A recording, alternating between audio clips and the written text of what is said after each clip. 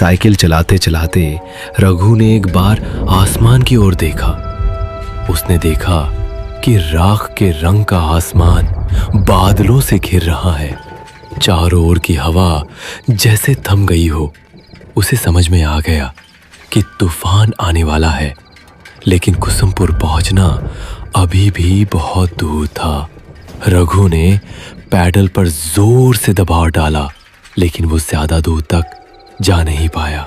अचानक जोर का तूफान आ गया, साथ ही लगातार तेज बिजली कड़कने लगी और थोड़ी ही देर में मूसलधार बारिश शुरू हो गई। सामने का रास्ता बारिश की परत में छिप गया। रघु ने कोई और उपाय ना देखकर एक घने पेड़ के नीचे शरण ली, लेकिन फिर भी वह बारिश की मार से बच नहीं सका। हे भगवान, इस तूफान को रोको, मेरी रक्षा करो। शायद भगवान ने उसकी प्रार्थना सुन ली। थोड़ी ही देर में तूफान और बारिश थम गई, लेकिन सड़क की जो हालत थी उसमें अब साइकिल चलाकर आगे बढ़ना संभव नहीं था। मजबूरी में रघु साइकिल को घसीटते हुए आगे बढ़ने लगा, लेकिन थोड़ी दूर जाकर उसे समझ में आया कि वह रास्ता भटक गया है।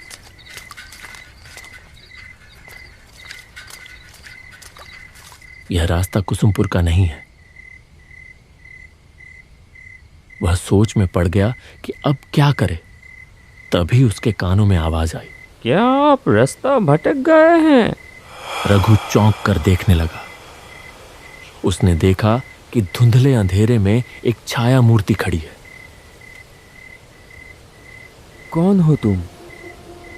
मैं रतन हूँ बाबू। लगता है आप रास्ता भटक गए हैं। मेरा मतलब है मुझे कुसुमपुर जाना है, लेकिन नहीं जा पाएंगे। कुसुमपुर जाने वाला रास्ता बंद है। रास्ते में पेड़ गिर गया है। रघु मुसीबत में पड़ गया। वह पागलों की तरह सामने अंधेरे में डूबी सड़क की ओर देखने लगा। यहीं पास में मेरी चाय की दुकान है, चलिए, फिर से बारिश शुरू हो जाएगी। रघु ने आसमान की ओर देखा, फिर हल्के से सिर हिलाकर हामी भर दी। आइए, मेरे साथ आइए। रघु ने अपने दुविधा भरे मन के साथ उसका पीछा किया, और जैसे जैसे वह आगे बढ़ता गया उसे कुछ महसूस होने लगा। जिस वक्त से वह आदमी उसके पास आया है, तभी से रघु को भीगी हवा में किसी जले हुए चीज की गंध आ रही थी। क्या हुआ? जल्दी कीजिए। हाँ, आता हूँ। साइकिल लेकर वह तेजी से आगे बढ़ा। थोड़ी दूर जाते ही उसने एक गांव का पेड़ देखा। पास ही एक झोपड़ी नुमा घर था। वहां किसी हैरिकेन जैसी चीज की लौ जल रही थी। रतन ने फिर से आवाज दी, आइए बाबू, यही मेरी चाय की दुकान है। रघु ने साइकिल को गांव के पेड़ से टिका दिया और झोपड़ी के चौखट पर आकर खड़ा हो गया। उसने देखा कि एक तरफ एक चूल्हा है और उसके चारों ओर चाय बनाने का सामान रखा है। रघु हैरान हो गया यह सोचकर कि इतनी सुनसान जगह पर इस चाय की दुकान में आखिर चाय पीने कौन आता होगा। रतन एक मोड़ा ले आया। बैठिए बाबूजी, मैं चाय लाता हूँ।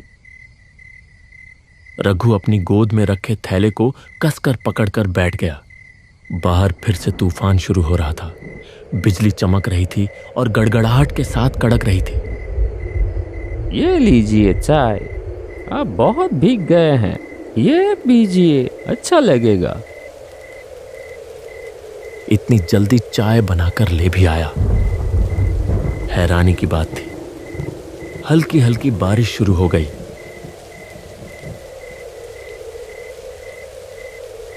रघु चाय की चुस्की लेते लेते पूछ ही बैठा, यहाँ चाय पीने कौन आता है? मतलब इतनी सुनसान जगह में। पहले कुछ दूरी पर एक बस स्टैंड था, तब लोग आया करते थे। और अब आप जैसे कोई कोई आता है। उस आदमी की बातों में क्या था कौन जाने, लेकिन रघु का सीना एकदम से सिहर उठा। उसने कुछ असहजता के साथ चाय की एक चुस्की ली। आप चाय पीजिए। आज रात आप नहीं जा पाएंगे बाबूजी, रात को यहीं रुकना पड़ेगा। रघु ने देखा कि बारिश की बूंदें अब और भी तेज हो गई हैं। तूफान की रफ्तार भी काफी बढ़ गई है। बिजली लगातार गिर रही है। लेकिन एक चीज देखकर उसे बहुत हैरानी हुई। इतनी तेज आंधी के बावजूद हैरिकेन की लौ जरा भी नहीं हिल रही थी। न जाने क्यों रघु को लगने लगा कि उसके चारों ओर जो कुछ भी है वह सच नहीं है, जैसे कोई जाल है जो चुपचाप उसे अपने भीतर लपेट रहा हो। बैग में रखे हुए इतने सारे पैसे, उसका सीना एक बार फिर धक धक करने लगा। जब बारिश थमी तब तक रात काफी बीत चुकी थी। खाना पीना कुछ देर पहले ही निपट चुका था। रतन दहलीज पर रघु के लिए बिस्तर लगाते हुए बोला, कहाँ गई झूमर? बाबू को पान नहीं दिया? आइए बाबू, यहाँ लेट जाइए। डरने की कोई बात नहीं है, मैं और झूमर तो हैं ही। रघु ने हल्के से सिर तो हिलाया, लेकिन उसके सीने में एक बार फिर से टीस सी उठी, जैसे उसकी छाती के भीतर कोई धीरे धीरे उसे कुछ समझाने की कोशिश कर रहा हो। जैसे ही नूपुर की झंझनाहट कानों में पड़ी, वह हल्के से चौंक कर देखने लगा। झूमर धीमे कदमों से आगे बढ़ रही थी। उसकी आंखों में जैसे कोई खास इशारा था जो उसने रतन की ओर किया। रतन ने भी जरा सा गर्दन हिलाकर कुछ जताया। यह बात रघु की नजरों से छुपी नहीं रही। लीजिए बाबू, पान। पान? मेरा मतलब है खाइए खाइए। झूमर के हाथ के पान खा के आप जिंदगी भर नहीं भूल पाएंगे। रघु कांपते हाथों से पान उठाने ही वाला था कि एक तीखी सड़ी सी गंध उसकी नाक में आ लगी। कुछ वैसी ही गंध जैसी कच्चे खून की होती है। अचानक आई एक तेज हवा के झोंके से झूमर के सिर की ओढ़नी सरक गई, और जो दृश्य रघु ने देखा उसे देखकर उसका खून जैसे जम ही गया। झूमर के गले पर खून की एक लकीर थी। वहां से एक पतली धार बह रही थी। झूमर ने तेजी से अपनी ओढ़नी ठीक की और पलक झपकते ही गायब हो गई। रघु ने जैसे मशीन की तरह पान को मुंह में डाल लिया।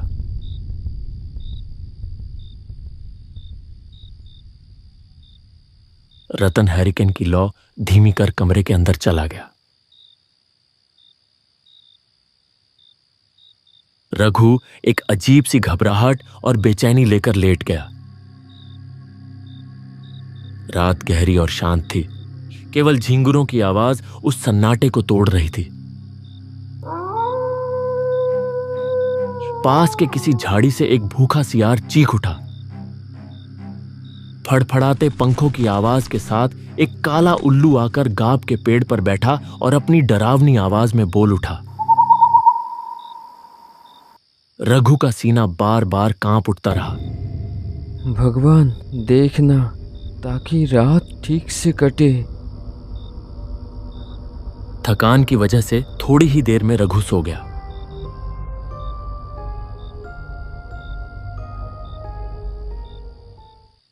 अचानक एक डरावनी चीख चारों ओर गूंज उठी।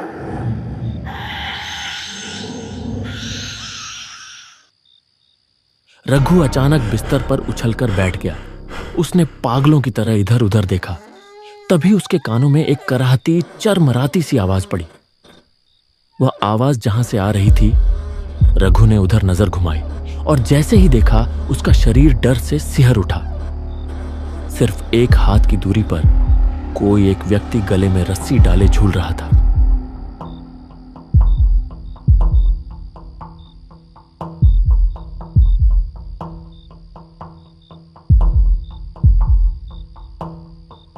क्या हुआ बाबूजी?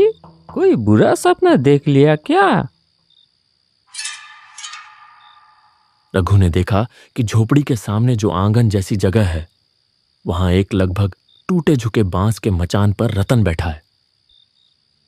उसने एक बार फिर धीरे से गर्दन घुमाकर उस ओर देखा, जहां कुछ देर पहले कोई गले में रस्सी डालकर झूल रहा था। लेकिन यह क्या, वहां अब कुछ भी नहीं था। क्या ढूंढ रहे हैं बाबूजी? कुछ नहीं है, वो सब बुरा सपना है। तुम इतनी रात को बाहर क्यों हो?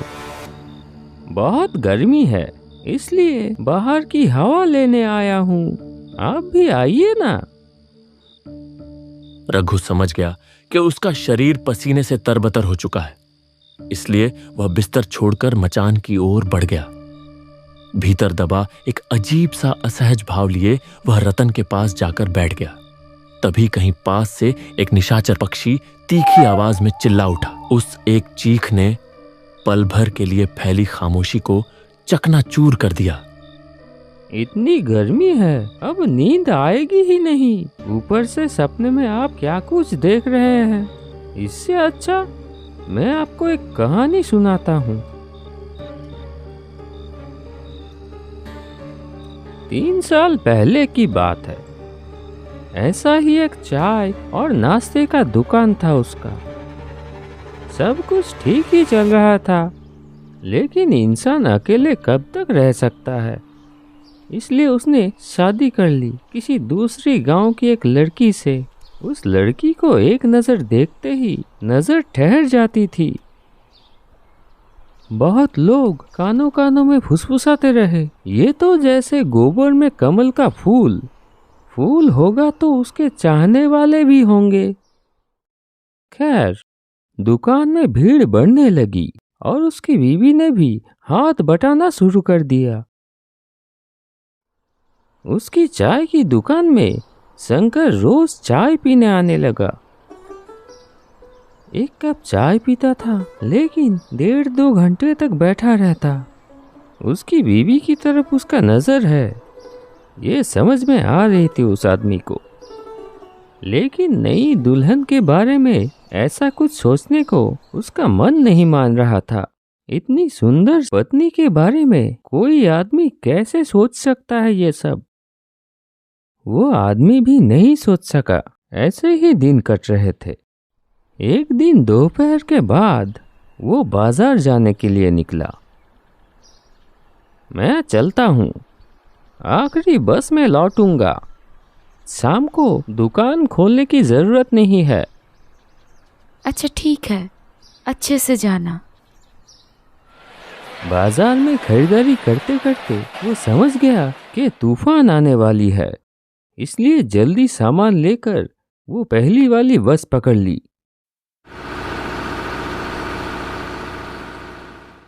जब बस ने उसे मोड़ पर उतारा, आसमान काला हो चुका था। एक बार आसमान की तरफ देखा और तेजी से घर की तरफ चल दिया। लगता है बारिश होने वाली है। बीवी अकेली है, अकेले डर जाएगी। लेकिन तब तक उसने सोचा भी नहीं था कि थोड़ी देर में क्या होने वाला है। आंगन में आते ही घर के अंदर से एक दबा दबा हंसी की आवाज आने लगी।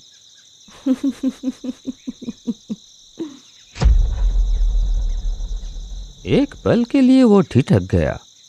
दरवाजे की तरफ ना जाकर वो खिड़की की तरफ बढ़ा।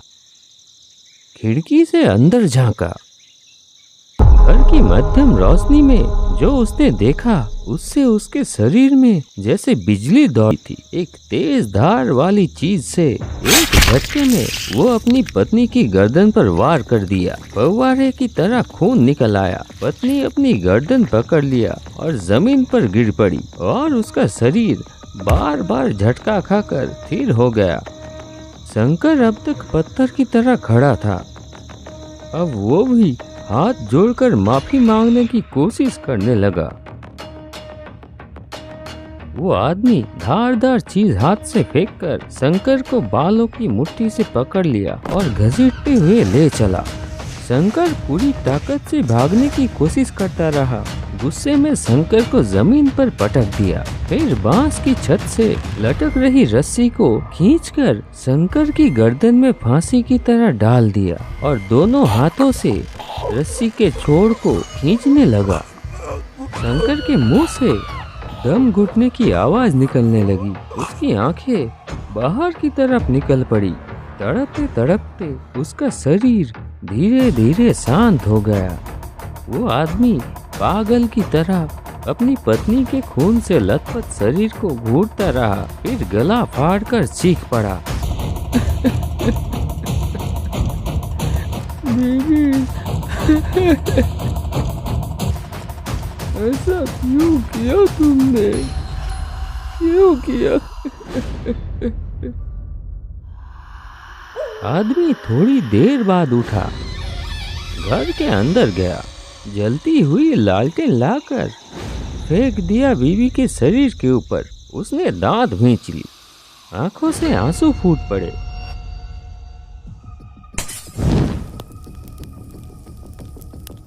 कड़कती आवाज के साथ बिजली गिरी। तेज आंधी ने आग को पूरे झोपड़े में फैला दिया। धधकती आग में वो आदमी भी जलने लगा, एक भयानक मृत्यु चीख के साथ। रघु जैसे किसी गहरे सम्मोहन में डूब गया था। जाइए बाबू, तैयार हो जाइए, थोड़ी देर में सुबह हो जाएगी और हमें भी तो जाना होगा। रघु ने अब और बात नहीं बढ़ाई। रात जैसे तैसे कट ही गई थी।